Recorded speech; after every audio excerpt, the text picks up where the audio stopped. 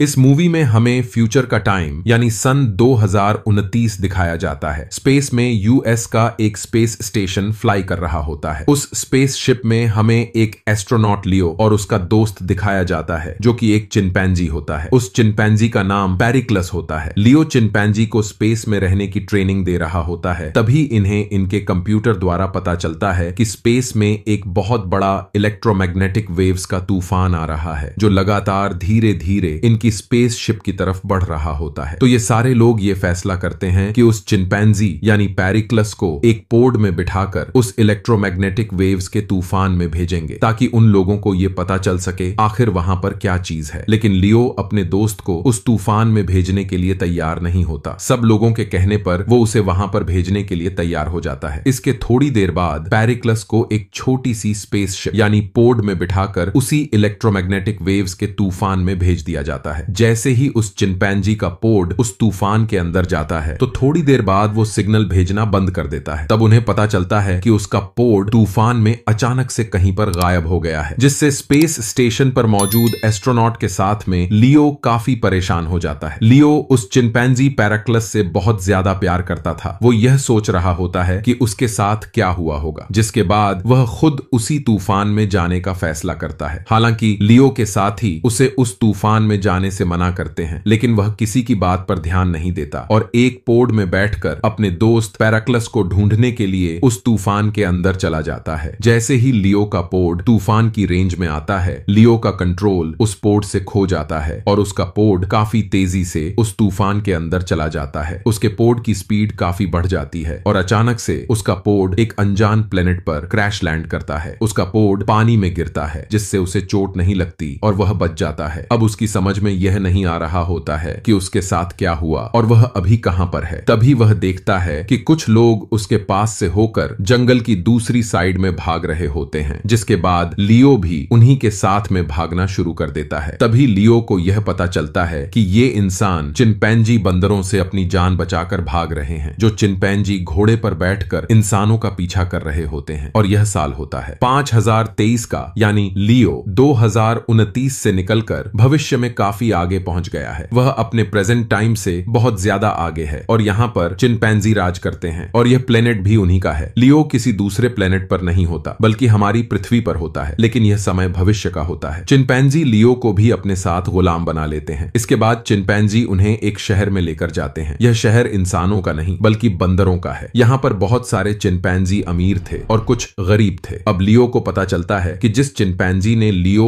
और उसके साथियों को पकड़ा है वह एक व्यापारी है जो गुलाम बनाए हुए लोगों को मार्केट में बेच देता है। तभी हमें एक फीमेल चिंपैंजी दिखाया जाता है जिसका नाम लेरी होता है। बाकी चिंपैंजी इंसानों को काफी टॉर्चर करते थे, लेकिन लेरी ऐसी नहीं थी। वह इंसानों के साथ थी और चाहकर भी उनकी मदद नहीं कर सकती थी, लेकिन उसका व्यवहार इंसानों के प्रति काफी अच्छा था। लेरी उन इंसानों को खरीद लेती है जो गुलाम बने हुए थे ताकि वह उन्हें अपने घर ले जा सके। लियो एक जेल में बंद होता है। वह किसी तरह से जेल से बाहर आकर जेल में बंद दूसरे इंसानों को आजाद कर देता है, जिसके बाद ये सब लोग भागकर एक जंगल की ओर जाने लगते हैं। तभी रास्ते में इन लोगों को लेरी मिलती है। वो दूसरे चिंपांजी से इनकी शिकायत करने के लिए मना कर देती है और उन लोगों के साथ ही जंगल की ओर जाने लगती है, क्योंकि जो इस शहर का मेयर है वो लेरी से शादी करना चाहता था। लेकिन लेरी को मेयर बिल्कुल भी पसंद नहीं होता। लेरी के साथ में उसका एक बॉडीगार्ड भी होता है जो उसके साथ जंगल में जाने के लिए तैयार हो जाता है। दरअसल लेरी सारे इंसानों को एक ऐसी जगह पर ले जाना चाहती थी जहां पर ये सारे लोग सेफ रहते। ये सब लोग आगे बढ़ना स्टार्ट कर देते हैं, जिसके बाद में मेयर को यह पता चल जाता है कि इंसान उसकी जेल से छूटकर भाग चुके हैं। वो किसी भी कीमत पर इंसानों को दोबारा से अपने शहर में लाना चाहता था और साथ ही उसे यह भी पता चलता है कि इंसानों के साथ में लेरी भी भाग गई है। तो मेयर उसे किसी तरह से वापस लाकर उससे शादी करना चाहता था। जिसके बाद में मेयर अपने डैड के पास में जाता है जो काफी बीमार थे और एक बेड पर लेटे हुए हैं। तो वो उससे कहते हैं सारे इंसानों की पावर उस घड़े में बंद है, सबसे पहले तुम उस घड़े को फोड़ दो। जब मेयर उस घड़े को फोड़ता है तो उसमें एक बंदूक निकलती है। तभी उसके डैड उसे बताते हैं कि आज से कई हजार साल पहले इंसान हम पर राज किया करते थे और इसी बंदूक के जरिए इंसानों ने हमें अपना गुलाम बना लिया था। समय बीतने के साथ हमने इस प्लेनेट पर कब्जा कर लिया और इंसानों को गुलाम बनाना स्टार्ट कर दिया। अब मेयर किसी भी तरह से इंसानों को पकड़कर अपनी जेल में बंद करना चाहता था, क्योंकि उसे इंसानों से काफी नफरत थी। मेयर अपनी एक पूरी आर्मी तैयार करता है और अपनी आर्मी के साथ में लियो और उन सारे इंसानों को ढूंढने के लिए जंगल में निकल जाता है। अब दूसरी तरफ हमें लियो को दिखाया जाता है। वो उस जगह पर पहुंच जाता है जहां पर उसका पोड क्रैश लैंड हुआ था। जैसे ही लेरी पानी को देखती है तो उसे डर लगने लगता है। ये बात देखकर लियो समझ जाता है कि सारे चिंपैंजी पानी से डरते हैं क्योंकि उन्हें तैरना नहीं आता। जिसके बाद में लियो पानी में कूद जाता है और उस पोड के अंदर से एक छोटा सा बैग बाहर लेकर निकलता है। उस बैग के अंदर एक छोटा सा ट्रैकिंग डिवाइस होता है। वो उसे ऑन करने के बाद में अपनी उस शिप को ढूंढ सकता था जिसमें वो आया था, और इसी डिवाइस के जरिए वो उस शिप तक सिग्नल भेज सकता है जहां से उन लोगों को पता चल जाएगा कि लियो कहां पर है। थोड़ी देर बाद लियो का कांटेक्ट उसकी शिप से हो जाता है। इन्हें यहाँ पर एक रास्ता दिखाई देता है जिस रास्ते को फॉलो करते हुए यह अपनी शिप की ओर बढ़ने लगते हैं। जब ये थोड़ा सा आगे बढ़ते हैं तो इन्हें नदी के पास में बहुत सारे चिंपैंजी अपने कैंप में बैठे हुए दिखाई देते हैं। अब इन्हें पता चल चुका था कि ये लोग चिंपैंजी का सामना किए बिना यहाँ से आगे नहीं जा सकते। फिर सब रात होने का इंतजार करते हैं और रात में उन सारे चिंपैंजी के टेंट में आग लगाकर वहां से नदी की तरफ भाग जाते हैं। लेकिन लेरी जो फीमेल चिंपैंजी थी वो नदी के इस पार ही रह जाती है। इसीलिए लियो उसे अपनी पीठ पर बैठाकर नदी पार करवाता है। वहीं पर चिंपैंजी उस पार से हमला कर रहे होते हैं और किसी तरह से ये लोग नदी के पार पहुंच जाते हैं। जो नदी के उस पार चिंपैंजी थे वो इस पार नहीं आ सकते थे क्योंकि उन्हें पानी से डर लगता था। अब तक मेयर को भी पता लग जाता है कि वो सारे लोग कहां पर हैं, इसीलिए वो अपनी आर्मी के साथ वहीं पर पहुंच जाता है। लियो दूसरे लोगों के साथ उस जगह पर पहुंचता है जहां से उसे सिग्नल मिल रहे थे। तभी वहां जाकर लियो देखता है कि उसके सामने एक स्पेस शिप पड़ा हुआ है जिसे उसने कहीं पर कभी देखा था। लेरी लियो को बताती है कि ये हमारे बुजुर्गों का मंदिर है। जिसके बाद लियो उन लोगों के साथ उस शिप के अंदर जाता है। जब वो उसको ध्यान से देखता है तो उसे पता चलता है कि ये तो वही शिप है जिस पर वो कभी रहा करता था। उसे कुछ भी समझ में नहीं आ रहा था कि ये स्पेस शिप उससे पहले ही इस टाइमलाइन में कैसे आ गया। अब लियो स्पेस शिप में रिसर्च करना स्टार्ट कर देता है क्योंकि उसका शिप उसके फिंगरप्रिंट को एक्सेस कर सकता था और वो कहीं भी शिप में जा सकता था। दरअसल ये शिप सोलर एनर्जी के द्वारा चलता था। लियो स्पेस शिप की वीडियो रिकॉर्डिंग को देखता है तो उसे पता चलता है कि उसके तूफान में आने के बाद उसका कनेक्शन शिप से पूरी तरह से टूट गया था और कुछ देर बाद जब ये शिप पर नहीं पहुंचा तो इसके साथ ही भी उस इलेक्ट्रोमैग्नेटिक वेव्स के तूफान की तरफ शिप को ले गए और तूफान में जाने की वजह से ये शिप यहां पर आ गया। अब लियो सब कुछ समझ जाता है क्योंकि जब लियो तूफान के अंदर गया तो उसका शिप हजारों साल आगे पहुंच गया, लेकिन जब इसका मेन शिप उस तूफान की चपेट में आया तो वो अपने प्रेजेंट टाइम में ही इस पृथ्वी पर गिर गया। उस टाइम लाइन में यहाँ पर इंसान कम थे और चिंपैंजी ज्यादा थे, लेकिन चिंपैंजी ने अपने आप को डेवलप कर लिया और इंसान अपने आप को डेवलप नहीं कर पाए। इसके बाद चिंपैंजी ने इस पूरे प्लेनेट पर कब्जा कर लिया। इस समय पृथ्वी पर जितने भी इंसान और चिंपैंजी मौजूद हैं ये सब उन्हीं के वंशज हैं जो उसके साथ शिप पर रहा करते थे। लियो यहाँ की सिचुएशन को समझकर स्पेस शिप से बाहर निकलता है तो उसे वहां पर कुछ इंसानों के कबीले दिखाई देते हैं और ये सारे इंसान चिंपैंजी के खिलाफ लड़ रहे होते हैं। यहाँ के इंसान ये डिसाइड करते हैं वो हमेशा लियो को फॉलो करेंगे। लियो जो भी उनसे कहेगा वो उसकी बात को मानेंगे। तभी लियो को एक लड़की आकर बताती है कि शहर का मेयर यहाँ के लोगों पर हमला करने के लिए अपनी आर्मी के साथ आ रहा है। अब लियो स्पेस शिप में जितना भी फ्यूल बचा होता है उससे एक बम बनाकर तैयार करता है। जैसे ही वो लोग यहाँ पर आ जाएंगे तुरंत वो उसे ब्लास्ट कर देगा। अब मेयर की पूरी आर्मी यहीं पर इन लोगों के सामने आ जाती है और कुछ चिंपैंजी इंसानों पर हमला करने के लिए आगे बढ़ते हैं तो लियो कुछ नहीं करता। जैसे ही वो स्पेस शिप के पास पहुंचते हैं लियो एक बहुत बड़ा धमाका करता है जिससे काफी सारे चिंपैंजी मारे जाते हैं। कुछ चिंपैंजी डर जाते हैं लेकिन मेयर उन सारे चिंपैंजी से कहता है कि हमें इंसानों से डरना नहीं है, हमें उन्हें अपना गुलाम बनाना है। अब इंसानों और बंदरों के बीच में एक युद्ध स्टार्ट हो जाता है। जब ये लड़ रहे होते हैं तभी सबको आसमान में एक टूटा हुआ तारा दिखाई देता है। जब वो नीचे आता है तो उन्हें पता चलता है कि ये एक पोड है और जैसे ही वो पोड खुलता है तो उनके सामने लियो का वो दोस्त पैराक्लस होता है जिसे सबसे पहले स्पेस शिप के लोगों ने एक पोड में बिठाकर मैग्नेटिक वेव्स के तूफान के अंदर भेज दिया था। जब सारे बंदर पैराक्लस के पोड को आसमान से नीचे उतरता देखते हैं तो वो उसके सामने सिर झुका लेते हैं क्योंकि उन्हें ऐसा लगता है कि ये भगवान हैं जो पृथ्वी पर वापस आए हैं। इनका जो सबसे पहले गॉड था उसका नाम सिवान था जिसे इन्होंने कभी नहीं देखा था। इन सारे बंदरों को ये लगता है कि सिवान दोबारा से लौटकर वापस आ गया है। पैराक्लस को जब अपना टूटा हुआ शिप दिखाई देता है तो वो भागकर उसके अंदर चला जाता है और उसके पीछे पीछे लियो भी चला जाता है। मेयर लियो को मारने के लिए उसके ही पीछे जाता है। शिप पर मेयर और लियो के बीच काफी लड़ाई होती है। पैराक्लस लियो की हेल्प करता है लेकिन मेयर पैराक्लस को उठाकर जमीन पर पटक देता है, जिससे उसे काफी चोट लगती है। अब लियो उस मेयर को मारने के लिए अपनी गन निकाल लेता है। मेयर ये देखकर उसके हाथ पर हमला करता है, जिससे उसकी गन दूर जाकर गिरती है और मेयर के हाथों में वह गन पहुंच जाती है। वह उसे गन पॉइंट पर ले लेता है। लियो अपने दोनों हाथ ऊपर करके खड़ा हो जाता है। तभी लियो को पता चलता है कि जहां मेयर खड़ा हुआ है वह एक केबिन है, जिसे लियो अपने फिंगरप्रिंट के जरिए बंद कर सकता है। तो फौरन से पहले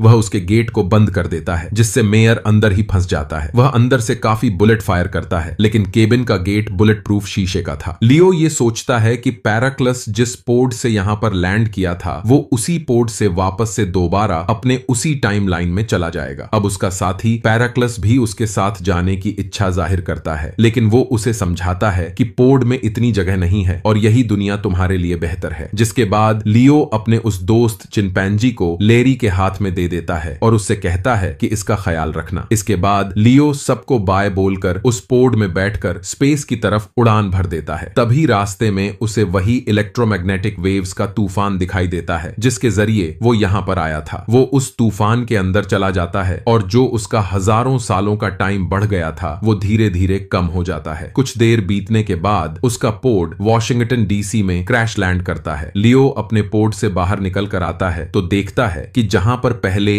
अब्राहम लिंकन का एक स्टैचू था, वहां पर एक चिंपैंजी की स्टैचू है। वह ध्यान से देखता है तो उसे पता चलता है कि ये उसी मेयर की स्टैचू है जिसने उसे अपनी शिप में कैद कर दिया था। इससे पहले कि लियो के कुछ भी समझ में आता, वहां पर बहुत सारी पुलिस आ जाती है। जब वो पुलिस फोर्स को देखता है तो हैरान हो जाता है। ये सारे पुलिस वाले इंसान नहीं बल्कि चिंपैंजी ही होते हैं, यानी कि उसके प्रेजेंट टाइम की पृथ्वी को भी चिंपैंजी ने गुलाम बना रखा है। ये उसके साथ क्या और कब हुआ वो नहीं समझ पा रहा था। ऐसा हो सकता है कि जब इलेक्ट्रोमैग्नेटिक वेव्स के तूफान में से वो अपने घर आने की कोशिश कर रहा था तो लियो उसी पैरेलल यूनिवर्स में चला गया जहां वो अभी अभी होकर आया है। यहाँ भी बंदरों ने अपना राज्य बना रखा था और इसमें भी बंदर ही राज्य करते हैं, लेकिन यहाँ के बंदरों की टेक्नोलॉजी एडवांस है। या ऐसा भी हो सकता है कि ये कोई दूसरा प्लेनेट हो और उस मेयर की हेल्प से सारे चिंपैंजी यहाँ पर आ गए हों। इस पूरे प्लेनेट पर उन्होंने अपना कब्जा कर लिया हो, इसीलिए उन लोगों ने यहाँ पर अब्राहम लिंकन की स्टैचू को हटाकर मेयर का स्टैचू लगा दिया। मूवी के एंड में क्या होता है हमें कुछ भी नहीं पता चलता। नेक्स्ट पार्ट में हमें यह पता चलेगा कि आखिर उसके साथ क्या हुआ। इस बारे में आप क्या सोचते हैं हमें कमेंट में बताएं। अगर वीडियो पसंद आए तो लाइक करके चैनल को सब्सक्राइब कर दें।